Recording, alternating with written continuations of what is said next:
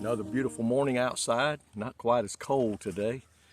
I know it's coming, but that's to be expected this time of the year. And I praise the Lord for his blessings, allowing me to see another Monday, the start of another week. And I pray God has been good to you and that we're going to do our best to serve him this week and share him with somebody. And I challenge you to invite somebody to church with you this Sunday.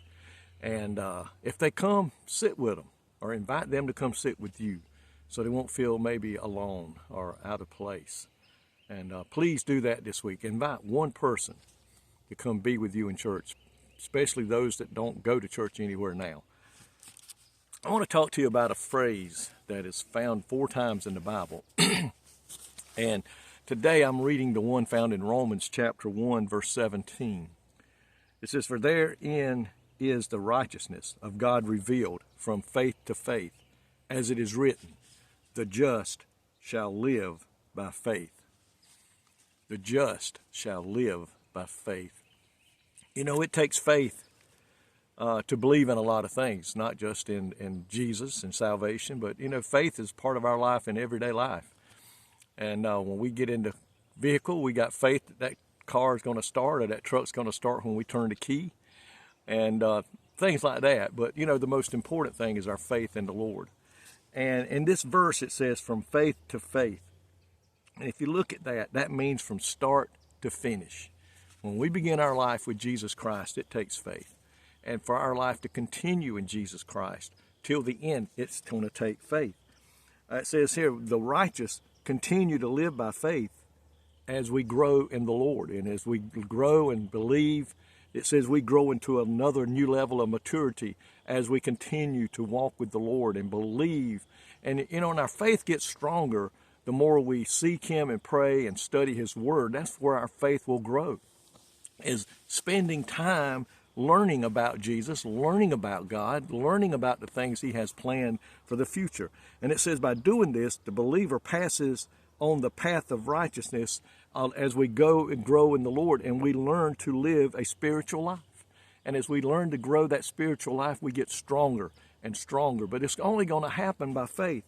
It takes faith to believe that Jesus came to earth and was born in a stable and grew to be a man and became walking around the earth doing miracles and teaching about the gospel. And then he died and he rose again. And then he ascended back to heaven. That takes faith to believe. And not only that, that he soon is going to come back and take us home to be with him. All this is faith. And I like where the Bible says that Jesus told the disciples that, or told Thomas that he saw him and believed. He said, but blessed are those who never saw him and still believe. You see, our faith today is stronger because we've never seen Jesus face to face. We've never touched the scars in his hands and put our hand on that spear in the side. But our faith today is stronger because we are believing in something that we've never seen. And I'll tell you what, even a sinner has faith. You know that.